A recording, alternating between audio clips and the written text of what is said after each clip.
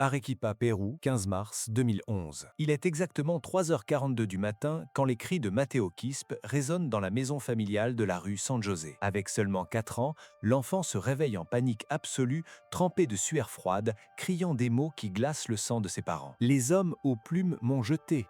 Les pierres sacrées pleurent du sang. Elena Quispe, la mère de Matteo, court désespérément jusqu'à la chambre de son fils. Ce qu'elle trouve la laisse en état de choc. L'enfant est assis dans le lit, les yeux fixes dans le vide, parlant avec une voix qui ne semble pas celle d'un enfant. Ils m'ont tué parce que j'ai dit la vérité sur les dieux. J'étais le gardien des secrets de la montagne sacrée. Mais ce n'était que le début de quelque chose qui allait changer la vie de la famille pour toujours. Carlos Quispe, père de l'enfant et mécanicien de la région, tente de calmer son fils. Mais Matteo continue de parler de lieux impossibles. La maison des Vierges du Soleil, le temple où l'or fond avec le soleil levant, l'escalier qui mène aux esprits, des détails précis sur le Machu Picchu qu'aucun enfant de 4 ans ne devrait connaître. Les jours suivants, les cauchemars se répètent. Toujours à la même heure, toujours avec les mêmes mots terrifiants. Elena documente tout dans un journal sans savoir qu'elle enregistrait ce qui serait considéré par les spécialistes comme la preuve la plus troublante de réincarnation jamais documentée au Pérou. Vous êtes au point de connaître une histoire qui défie tout ce que nous savons sur la vie, la mort et la mémoire. Une histoire où un enfant de 4 ans révèle des secrets archéologiques qui n'ont été confirmés que des années plus tard. Préparez-vous pour le voyage le plus impossible jamais raconté en terre péruvienne. 3 jours après le premier épisode nocturne, la famille Quispe s'assoit pour le petit déjeuner. Tout semblait normal, jusqu'à ce que Matteo, jouant avec ses jouets, lâche une phrase qui change tout. « Maman, je veux aller à ma maison de la montagne. J'y ai déjà vécu avant. » Elena laisse tomber sa tasse de café. Carlos reste paralysé. Comment un enfant de 4 ans né et élevé à Arequipa peut-il parler d'une maison dans la montagne qu'il n'a jamais visitée? Durant cette même semaine, les comportements de Matteo deviennent de plus en plus inquiétants. Il refuse de manger avec des couverts en métal, insistant seulement à utiliser de la céramique ou des objets en bois. Le métal offense Pachamama, répète-t-il avec une conviction troublante.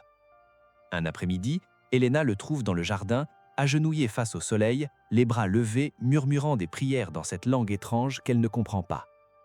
Quand elle lui demande ce qu'il fait, Matteo répond simplement « Je parle avec Inti Taita. Il m'a manqué pendant longtemps. » Carlos consulte discrètement un psychologue pour enfants, le docteur Ramirez, qui suggère que Matteo pourrait avoir une imagination hyperactive ou être influencé par quelque chose qu'il aurait vu à la télévision. Mais cette théorie s'effondre quand le médecin demande à voir les dessins de Matteo. Les carnets de l'enfant sont remplis de symboles incas parfaitement tracés, de plans architecturaux détaillés, de cartes astronomiques montrant des constellations avec leurs noms en quechua. « Monsieur Quispe, » dit le docteur Ramirez d'une voix tremblante, « votre enfant dessine des choses que je n'ai vues que dans des thèses doctorales sur la culture inca. Comment est-ce possible ?» Mais ce qui suit les laisse complètement sans voix. Matteo commence à décrire avec une précision glaçante des détails sur le Machu Picchu qui n'apparaissent même pas dans les livres de tourisme. Il parle des 72 fenêtres du temple principal, du miroir d'eau qui se remplit seulement quand il pleut à l'époque des fleurs, des 13 marches qui descendent jusqu'à la grotte du Condor. « J'avais mon hôtel doré là-bas, » dit l'enfant en dessinant d'étranges symboles dans l'air. « Les prêtres venaient me demander les messages du soleil. Je savais quand il pleuvrait, quand la terre tremblerait. » Elena documente tous les mots. Le père, incrédule, décide d'investiguer. Il va à la bibliothèque municipale et confirme l'impossible. Beaucoup des détails que décrit son fils correspondent exactement aux études archéologiques récentes sur la cité inca. Mais il y a quelque chose de plus troublant. Matteo mentionne des endroits du Machu Picchu qui ne sont pas ouverts au public, des chambres secrètes, des passages souterrains, des hôtels cachés que seuls les archéologues qui travaillent dans la zone restreinte connaissent. « J'étais important là-bas », répète l'enfant avec un sérieux qui glace le sang. Elena sent un frisson. Comment son fils de 4 ans peut-il connaître des secrets archéologiques qui n'ont été révélés que par des recherches scientifiques des dernières années? Ce que la famille ne savait pas, c'était que la pointe de l'iceberg d'une histoire qui défierait tout ce qu'il croyait savoir sur la réalité. 2 semaines plus tard, Elena Quispe prend une décision qui allait tout changer. « Si mon fils dit qu'il connaît ces endroits, nous allons le vérifier », dit-elle à son mari. La famille voyage 200 km jusqu'à Lima pour visiter le Musée national d'archéologie, d'anthropologie et d'histoire du Pérou. Durant le trajet en bus, Matteo reste inhabituellement silencieux, regardant par la fenêtre avec une intensité qui ne correspond pas à son âge. Quand il passe près du site archéologique de Pachacamac, visible sur la route, Matteo se met à crier soudainement. « Ils ont détruit le temple.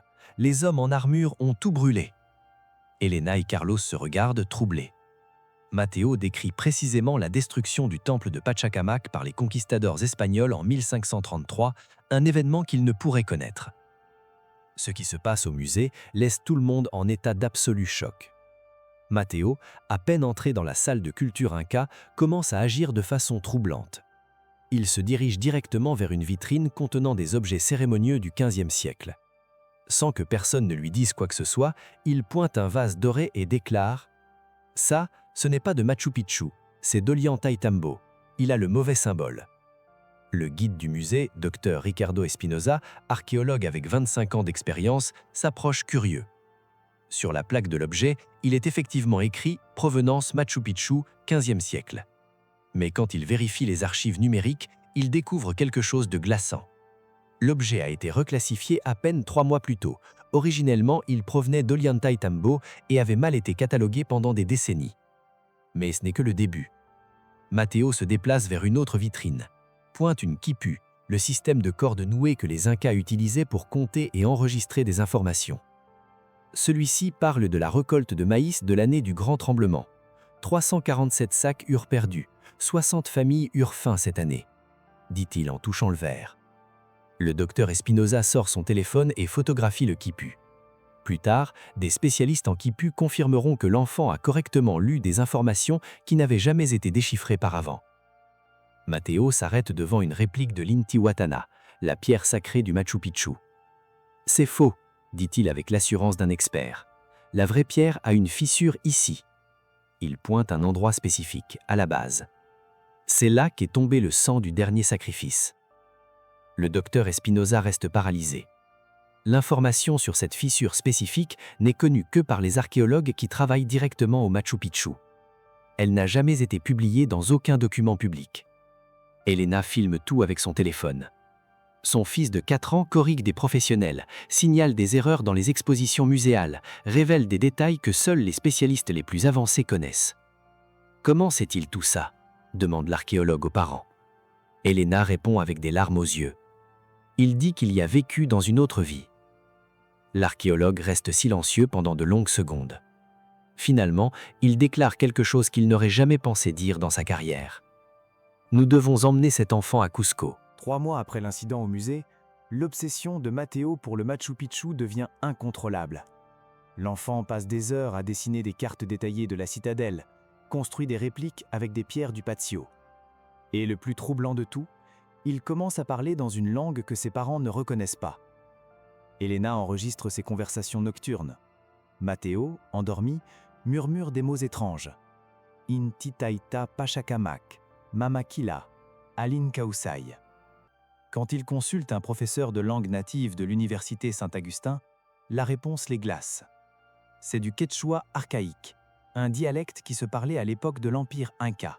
« Mon fils n'a jamais étudié le quechua », explique Elena au professeur. « Nous sommes nés à Arequipa, nous parlons espagnol toute notre vie. » La situation devient insoutenable quand Matteo commence à refuser la nourriture, disant qu'elle n'est pas comme celle de la montagne sacrée. Il dessine des plantes qu'il dit avoir poussées dans son jardin personnel, décrit des cérémonies au lever du soleil où l'or du temple dansait avec la première lumière. Carlos, qui était initialement sceptique, prend la décision la plus importante de sa vie, utiliser les économies familiales pour voyager à Cusco. « Si ça peut aider notre fils, ça en vaut la panne », dit-il à sa femme. Le voyage en bus d'Arequipa à Cusco dure 10 heures. Pendant tout le trajet, Matteo reste silencieux, regardant par la fenêtre comme s'il reconnaissait chaque montagne, chaque vallée, chaque virage du chemin. À mi-chemin, le bus s'arrête dans une petite ville appelée Abancay pour le déjeuner. Tandis que la famille mange dans un petit restaurant local, Matteo refuse de toucher à son assiette. Il pointe vers les montagnes au loin. « C'est là que nous cachions les enfants quand les hommes barbus arrivaient », dit-il d'une voix distante. Beaucoup ne sont jamais redescendus. une vieille femme quechua assise à une table voisine entend Mateo parler. Elle s'approche, les yeux écarquillés, et dit quelque chose en quechua à l'enfant. Mateo répond dans la même langue avec fluidité. La conversation dure plusieurs minutes. La femme pleure. Mateo reste calme, parlant avec la sagesse d'un ancien. Quand elle part, Elena lui demande de quoi ils ont parlé. Elle m'a demandé si j'étais un Wilka, un enfant sacré qui revient. Je lui ai dit que oui. Elle m'a demandé si les Apu, les esprits des montagnes, étaient en colère. Je lui ai dit qu'ils attendent. Carlos sent un frisson parcourir sa colonne vertébrale. Le bus reprend la route. À mesure qu'il s'approche de Cusco, l'altitude augmente. Beaucoup de passagers commencent à ressentir le mal d'altitude, maux de tête, nausées. Mais Mateo semble parfaitement à l'aise, comme si son corps se souvenait de cette altitude. Quand le bus traverse le village de Huambutio, Mateo se lève soudainement et crie « Arrêtez, arrêtez le bus !» Le chauffeur, surpris, freine brusquement. Mateo pointe vers un petit chemin de terre qui mène vers les collines. Le temple secret est là-haut. Nous cachions l'or là-haut quand les Espagnols cherchaient. Il y a 7 chambres souterraines. Personne ne les a encore trouvées. Le docteur Espinosa, qui a accompagné la famille pour ce voyage après les révélations au musée, note frénétiquement les coordonnées du lieu. Une note de bas-de-pied historique. En 2019, une expédition reviendra à cet endroit exact et découvrira effectivement un complexe de chambres souterraines contenant des artefacts incas jamais catalogués. Mais cela, personne ne le sait encore en 2011. Mais quand le bus s'approche de la cité impériale et que les montagnes sacrées apparaissent à l'horizon, quelque chose se produit que aucune caméra ne pourrait capturer complètement. Mateo éclate en sanglots. Ce ne sont pas les pleurs d'un enfant effrayé, c'est le pleur profond, déchirant de quelqu'un qui rentre chez lui après des siècles d'absence. « Je suis arrivé, Père Soleil, je suis rentré à la maison. » Tous les passagers du bus sont maintenant silencieux, regardant cet enfant de 4 ans qui pleure comme si son âme se déchirait. Une passagère âgée fait le signe de la croix. Une autre murmure une prière en quechua. Elena serre son fils à la bras sans comprendre complètement ce dont elle est témoin. Mais une chose est certaine, le vrai test ne commence que maintenant. Cette nuit-là, dans leur petit hôtel à Cusco, Mateo ne dort pas. Il reste assis à la fenêtre, regardant les lumières de la ville ancienne, murmurant sans cesse dans cette langue que seuls les linguistes spécialisés pourraient reconnaître. À 3h42 précises, toujours 7 heures, il se tourne vers sa mère et dit quelque chose qui la fera pleurer jusqu'à l'aube. « Demain, je retourne là où je suis mort, et tu verras que tout ce que je te dis est vrai, maman. Tu verras que je ne suis pas Cri. Tu verras que Amaru était réel, et que je suis Amaru. » 6 juillet 2011, 5h47 du matin. Le premier train vers Aguascalientes part de la gare San Pedro de Cusco, emmenant la famille vers le moment qui changerait leur vie pour toujours. Durant le trajet d'1h30, Mateo reste collé à la fenêtre, pointant des endroits spécifiques de la vallée sacrée. « Là vivaient les femmes qui tissaient pour l'Inca », dit-il en pointant vers Ollantaytambo. « Là est la forteresse où ils gardaient l'or », indique-t-il en regardant les ruines de Pisac au loin. Chaque indication est parfaitement accurate selon l'information archéologique officielle. Mais rien ne les prépare à ce qui se passe quand ils posent finalement le pied au Machu Picchu. Mateo, qui jusqu'à ce moment était un enfant normal de 4 ans, se transforme complètement. Il marche avec une assurance qui glace le sang, se dirigeant directement vers des zones spécifiques comme s'il y avait vécu toute sa vie. Sans suivre le sentier touristique normal, l'enfant guide ses parents par un chemin alternatif que la plupart des visiteurs ne connaissent pas. Il les mène directement jusqu'à la zone connue comme la Roche Sacrée, un hôtel cérémonial situé dans la partie nord de la citadelle. Elena filme chaque pas. Carlos marche en silence, traitant encore l'impossible. Puis, Mateo s'arrête brusquement devant un précipice qui donne sur la rivière Urubamba, 400 mètres plus bas. Son visage change complètement. Ses yeux se remplissent de terreur, comme s'il revivait quelque chose de traumatique. « C'est là que je suis mort », dit-il avec une voix qui ne semble pas de celle d'un enfant de 4 ans. « Les hommes aux plumes m'ont amené ici au lever du soleil. Ils ont dit que j'avais trahi les dieux, parce que j'avais prédit que des hommes blancs arriveraient du grand lac Salé. » Il pointe avec une précision militaire vers une formation rocheuse spécifique. « Ils m'ont agenouillé là. Ils m'ont coupé ici. » Il touche son cou. Et après, ils m'ont jeté dans le vide pour que les condors nettoient mon âme. Elena arrête de filmer. Ses mains tremblent incontrôlablement. Matteo regarde vers l'abîme et murmure quelque chose qui glace le sang de ses parents. Mais mon esprit n'est jamais parti. J'ai attendu 500 ans pour pouvoir revenir et dire la vérité. Après la révélation traumatique au précipice, la famille Quispe passe la nuit dans le petit hôtel d'Aguascalientes, complètement bouleversée. Mais à 3h42, exactement la même heure que les Necmar à Arequipa, Matteo se réveille avec une mission spécifique. « Papa, nous devons revenir demain. Je dois te montrer où est beurie ma lame sacrée », dit l'enfant avec une lucidité qui terrifie ses parents. « Si vous ne la trouvez pas, personne ne croira que je suis Amaru. » Pour la première fois, Matteo révèle son nom de la vie passée, Amaru. Le lendemain, l'enfant guide ses parents vers une zone apparemment commune du complexe archéologique, près du Temple du Soleil. Il marche exactement 127 pas depuis l'entrée principale du temple. Il s'arrête et pointe le sol avec une précision millimétrée. « Ma lame est ici », déclare-t-il avec une assurance absolue. À 3 mètres sous terre, enveloppé dans des textiles rouges. Je l'ai caché avant qu'il me capture, car je savais qu'il viendrait me chercher. Elena note chaque détail. Carlos mesure avec ses pas. Effectivement, ce sont exactement 127 mètres du Temple du Soleil en direction sud-est, formant un angle de 45 degrés avec le mur principal. Il y a aussi un collier en or avec 21 perles de turquoise et un petit vase avec des cendres de coca sacré que j'ai préparé pour mon dernier rituel. Mais voici le plus troublant de tout. L'enfant dessine une carte exacte de ce qui est enterré, spécifiant les profondeurs, les matériaux et les positions relatives de chaque objet. Ce sont des coordonnées si précises qu'elles semblent le travail d'un archéologue professionnel, pas d'un enfant de 4 ans.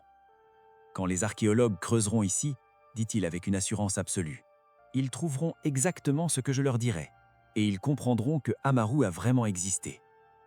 Carlos photographie tout, les mesures, les dessins, les coordonnées exactes. Sans le savoir, il documentait ce qui allait devenir la prophétie archéologique la plus précise jamais enregistrée.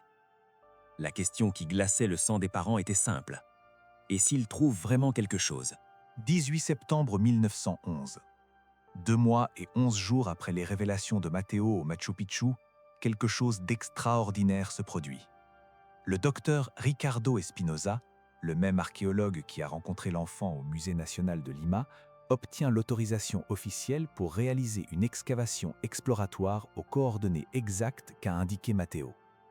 Le permis est arrivé après qu'Espinosa ait présenté le cas au ministère de la Culture comme une recherche de vérification archéologique basée sur des témoignages oraux traditionnels. Officiellement, il n'a jamais mentionné que les coordonnées venaient d'un enfant de 4 ans affirmant être la réincarnation d'un prêtre inca. L'excavation commence à 6h30 du matin. L'équipe inclut le docteur Espinosa, 2 archéologues assistants, docteur Julio Mendoza et la jeune chercheuse Patricia Flores, un topographe nommé Roberto Salazar et une spécialiste en conservation de textiles précolombiens, la docteure Carmen Yupanqui.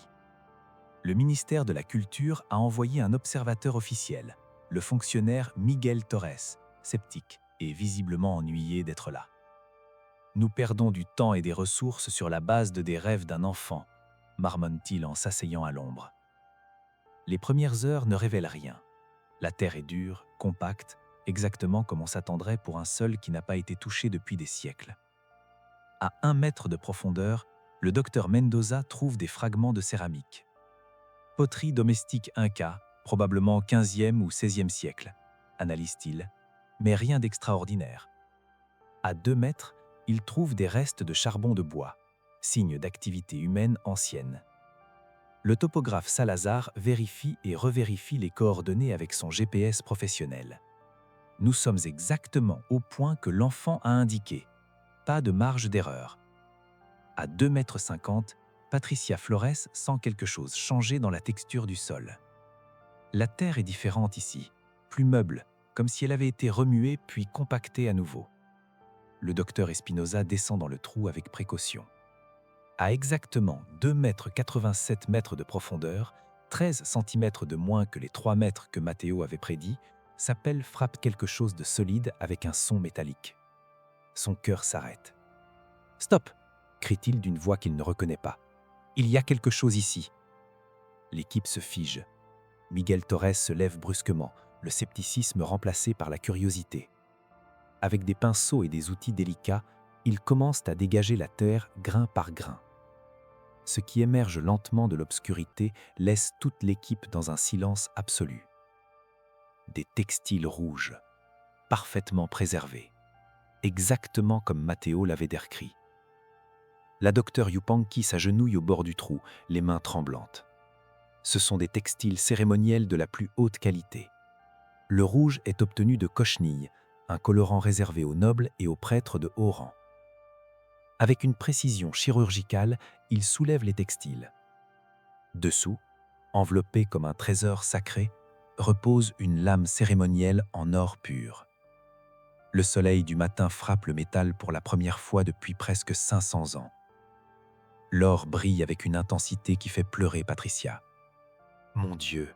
murmure le docteur Mendoza. « C'est réel, tout est réel. » Ce qu'ils extraient du sol laisse toute l'équipe dans un silence absolu. Enveloppés dans des textiles rouges parfaitement conservés, exactement comme l'enfant l'avait décrit, ils trouvent une lame cérémonielle en or pur de 23 carats, de 18 cm de large sur 12 de large.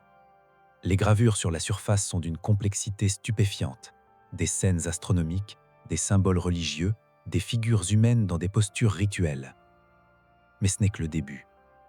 Le docteur Mendoza continue de creuser avec précaution. À 40 cm de la lame, exactement comme Matteo l'avait prédit, il trouve le collier. Patricia Flores le sort délicatement. « Comptez les perles », ordonne le docteur Espinosa d'une voix tendue. 1, 2, 3. Patricia compte lentement. 20, 21, 22. Ce ne sont pas 21 perles de turquoise comme Matteo me l'avait dit, ce sont 22. Un moment de déception traverse le groupe. Puis la docteure Yupanqui observe quelque chose. « Attendez, cette dernière perle, regardez de plus près. » Elle sort sa loupe professionnelle. Elle n'est pas originale. Le trou de perforation est fait avec un outil moderne. Quelqu'un a ajouté cette perle il y a peut-être 50 ou 100 ans, probablement un wakero, un pilleur de tombes, qui a trouvé le collier incomplet et a voulu le réparer. Elle retire délicatement la fausse perle. Maintenant, comptez. 21 perles, confirme Patricia d'une voix qui tremble. Exactement comme l'enfant l'a dit. Le silence qui suit est écrasant. Miguel Torres, le fonctionnaire sceptique, s'assied lourdement sur une pierre, le visage pâle. À 15 cm du collier, il trouve le petit vase. Il est scellé avec de la résine végétale durcie. Le docteur Espinosa le photographie sous tous les angles avant de l'ouvrir avec une précision extrême. À l'intérieur, des adres noirs. « Nous devons analyser ça en laboratoire », dit-il.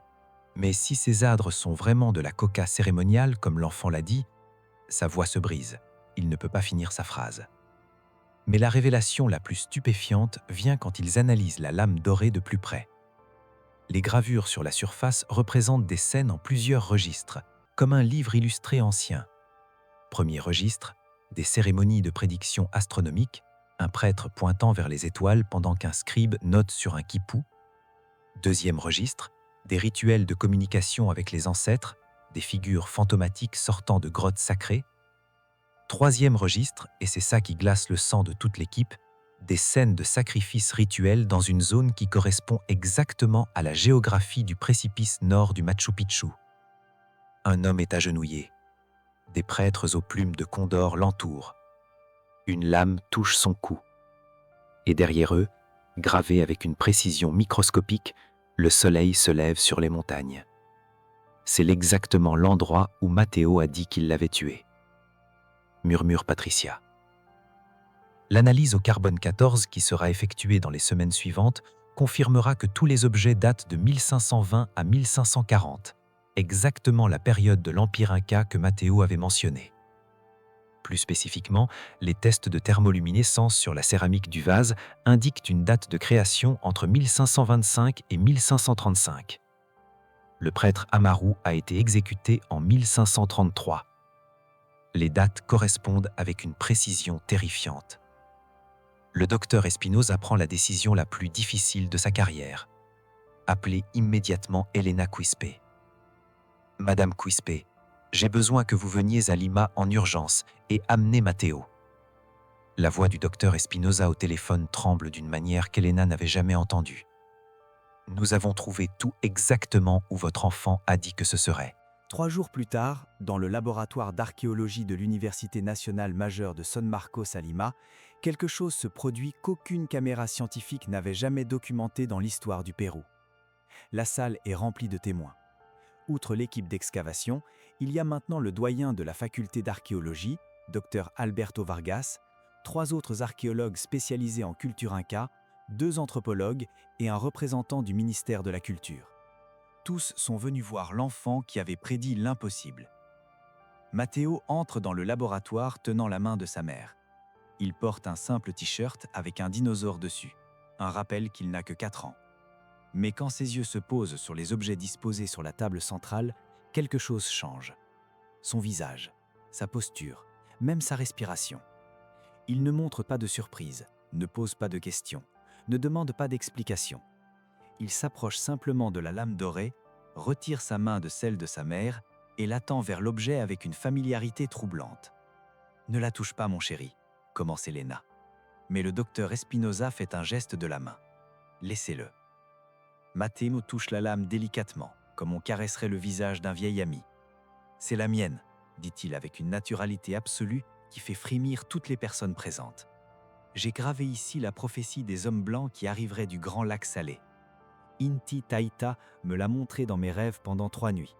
J'ai su qu'ils apporteraient la fin de notre monde. » Le doyen Vargas, un homme de 60 ans qui a passé sa vie à étudier les Incas, sent ses jambes trembler. Le docteur Espinosa allume un magnétophone professionnel de haute qualité, le même type utilisé pour documenter des témoignages historiques importants. « Matteo, dit-il doucement, peux-tu nous dire ce que signifient ces symboles ? Ce qu'il est au point d'enregistrer changera sa compréhension de la réalité pour toujours. » Matteo commence à parler des gravures avec une précision qui glace le sang.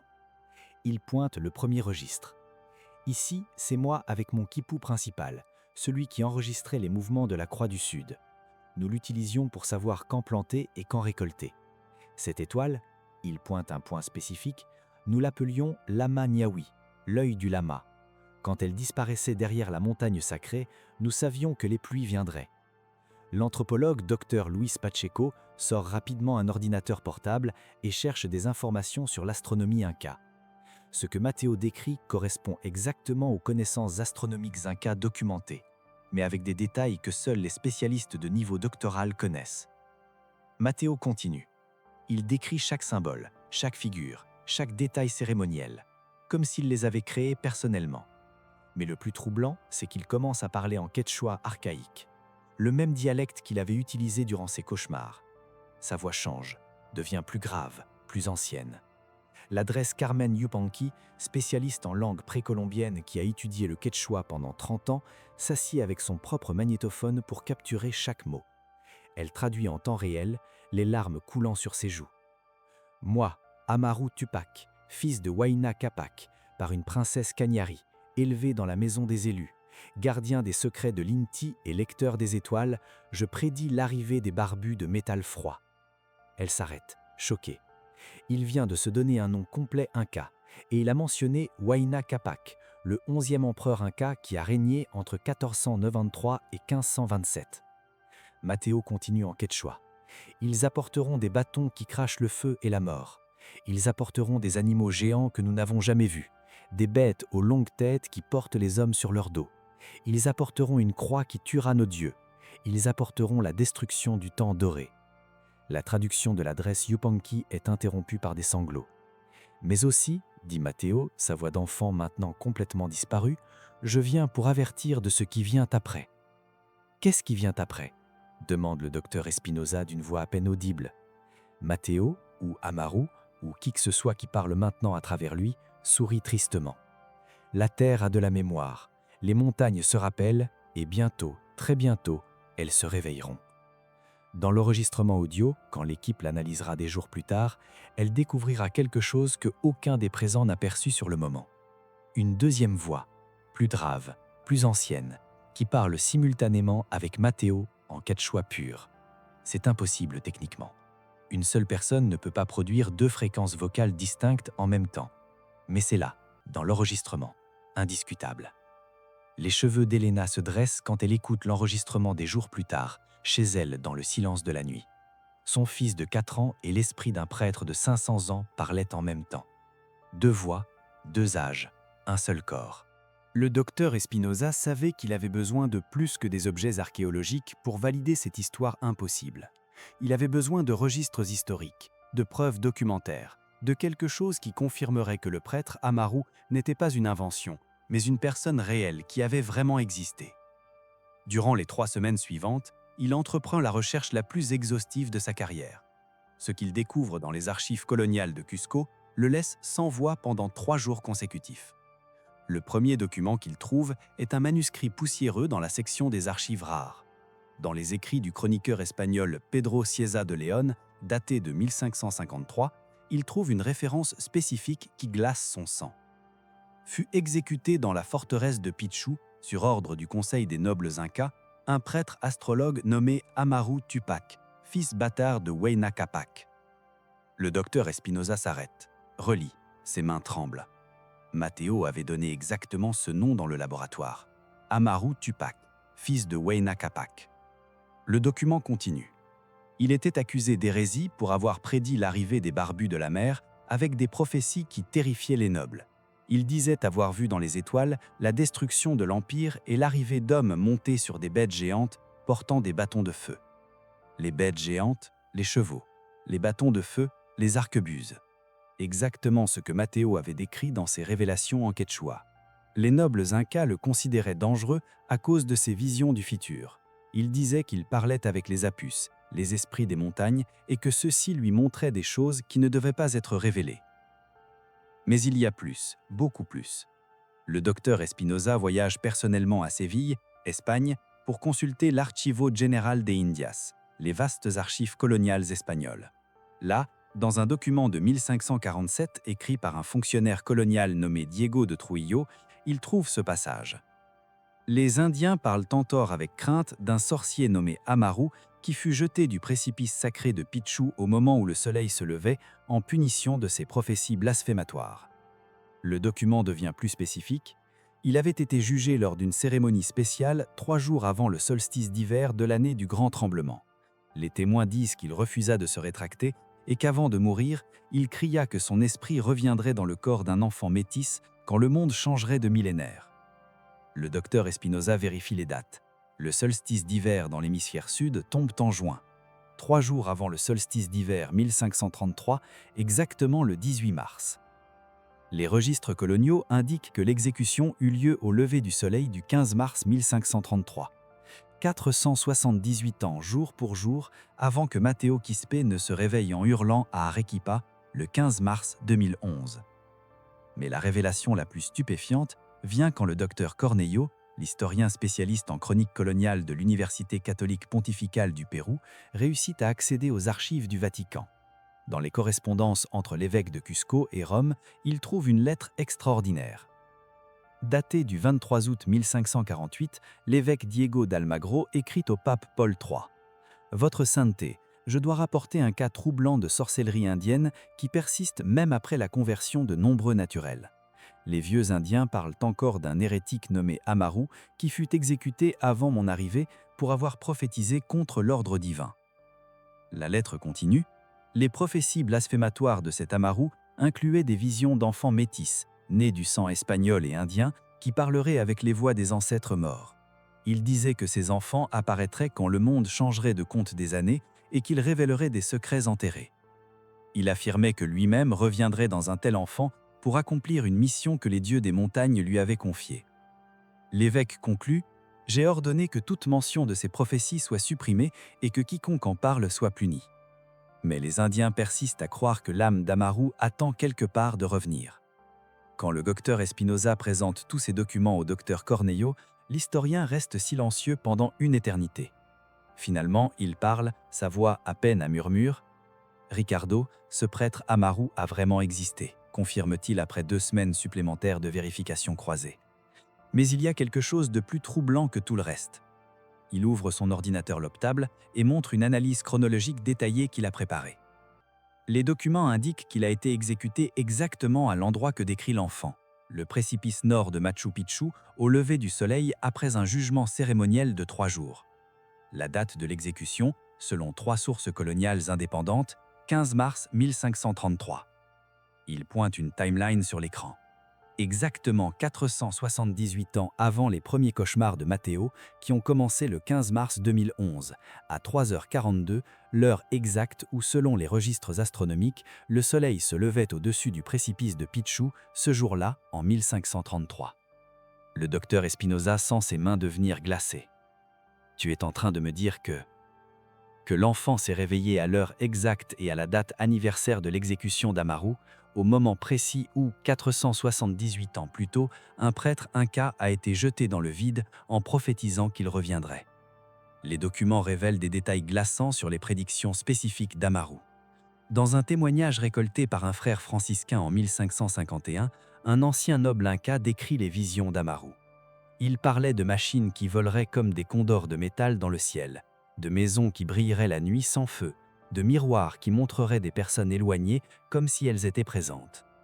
D'un temps où les Indiens et les Espagnols ne seraient plus séparés mais mélangés en un nouveau peuple. Avions, électricité, télévision, métissage. Tout ça prédit par un prêtre inca en 1533. Mais il y a une dernière découverte qui scelle définitivement l'impossible. Dans les archives de la Bibliothèque nationale du Pérou, le docteur Cornejo trouve un quipu, un système de cordes nouées qui date de 1530-1535. Il le fait analyser par la docteure Sofia Waman, la plus grande spécialiste mondiale en lecture de quipu. Après 3 mois d'analyse, elle rapporte quelque chose d'incroyable. Ce quipu enregistre une prophétie. Il indique « le prêtre des étoiles parle d'une fin et d'un retour ».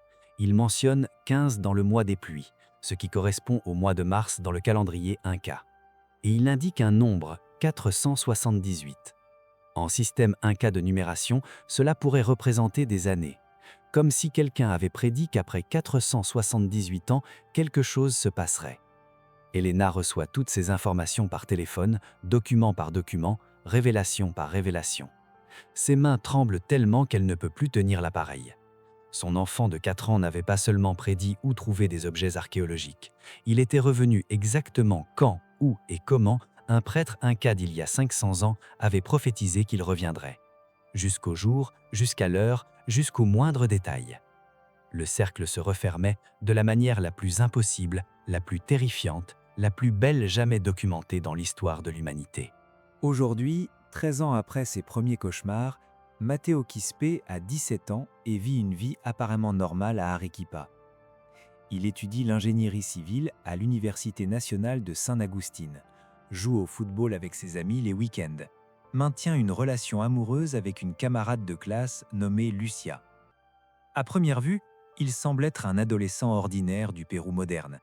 Mais chaque 15 mars, à l'anniversaire de son premier cauchemar et de la mort d'Amaru, quelque chose d'extraordinaire continue de se produire. Elena a documenté ces moments dans son journal continu. 15 mars 2012, Matteo s'est réveillé à 3h42 exactement, a pleuré pendant 1 heure en quechua, puis est redevenu normal. 15 mars 2013, la même chose, mais cette fois il a dessiné une carte d'un autre site près de Pissac. Il dit qu'il y a quelque chose d'important enterré là. Nous n'avons pas encore vérifié. 15 mars 2014. Il a parlé de tremblements de terre à venir. Les apus se réveillent, a-t-il dit. 2 mois plus tard, un séisme de 6,3 a frappé la région de Cusco. Coïncidence? 15 mars 2024. Matteo a maintenant 17 ans. Ce matin, à 3h42, je l'ai trouvé dans le jardin, agenouillé face à l'est. Il m'a dit « C'est bientôt fini, maman. Je sens qu'Amaru est prêt à partir. Il a accompli ce qu'il devait faire. » Il a pleuré dans mes bras comme un petit garçon. Elena conserve tous les registres dans 3 classeurs épais. Les enregistrements audio, les photographies, les rapports archéologiques, les copies des documents historiques, les analyses scientifiques, les lettres des universités. Ce qui a commencé comme le journal d'une mère inquiète est devenu l'archive la plus complète de preuves de réincarnation jamais documentée en Amérique latine. Le docteur Espinosa, maintenant directeur du département d'archéologie andine de l'Université nationale majeure de San Marcos, a inclus le cas de Matteo dans 3 publications scientifiques internationales. Bien qu'il ne mentionne jamais explicitement le mot « réincarnation », la communauté académique internationale ne l'accepterait pas, ces articles sur la connaissance ancestrale transmise par des voies non conventionnelles ont généré des débats dans des universités du monde entier. Harvard, Oxford, la Sorbonne, l'Université de Tokyo, tous veulent étudier le cas du Pérou. Mais l'histoire ne se termine pas avec Matteo. Depuis 2015, d'autres cas similaires sont apparus dans différentes régions du Pérou. L'Institut national de recherche et d'extension éducative a créé une division spéciale pour documenter ces phénomènes. Cas numéro 2, septembre 2015, Pisac.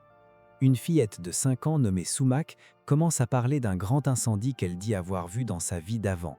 Elle décrit avec précision l'incendie qui a détruit une partie de la forteresse de Sacsayhuaman en 1536. Cas numéro 7, mars 2017, Puno. Un garçon de 6 ans près du lac Titicaca dessine spontanément le plan d'un temple submergé.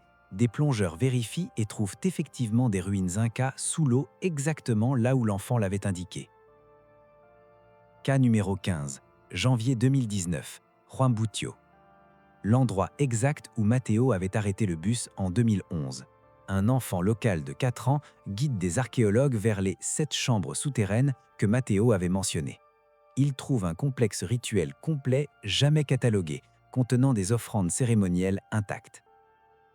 Cas numéro 23, juillet 2023, Ollantaytambo. Une petite fille quechua-phone de 3 ans chante une chanson que personne ne reconnaît.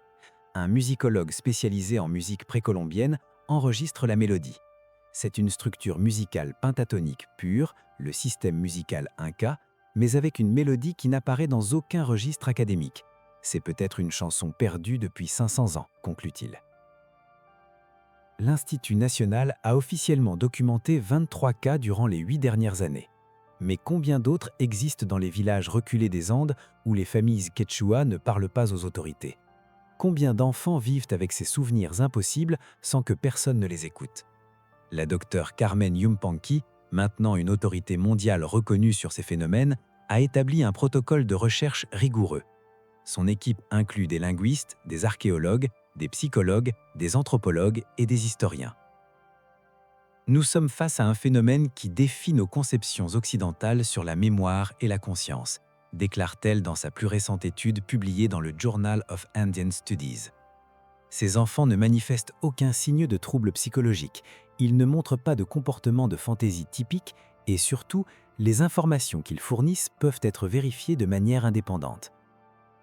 Soit nous acceptons l'hypothèse de la réincarnation, ce qui bouleverse notre compréhension de la réalité, soit nous devons trouver une autre explication à ce phénomène troublant de mémoire ancestrale collective. Dans tous les cas, quelque chose d'extraordinaire se passe dans les Andes péruviennes. Matteo a visité Machu Picchu pour la dernière fois en juillet 2023, juste avant son 17e anniversaire. Cette fois, c'était comme partie d'un voyage d'adieu au lieu qui a marqué son enfance. Il y est allé seul, ses parents ont respecté son besoin de faire ce pèlerinage personnel. Les gardes du parc l'ont reconnu. « Tu es l'enfant qui a trouvé le trésor », dit un d'eux avec respect. Matteo a souri tristement. « Je ne l'ai pas trouvé, je me suis juste rappelé où je l'avais laissé. » Il a passé 40 minutes au précipice nord, l'endroit où Amaru fut exécuté. Les gardes ont rapporté quelque chose d'inexplicable par la suite. Durant ces 40 minutes exactes, aucun condor n'a survolé la zone. Or, le précipice nord est connu comme la route des condors. Généralement, on peut y voir au moins 5 ou 6 de ces oiseaux majestueux planant dans les courants ascendants. Mais ce jour-là, le ciel était vide. C'était comme si même les condors attendaient, rapportait le garde.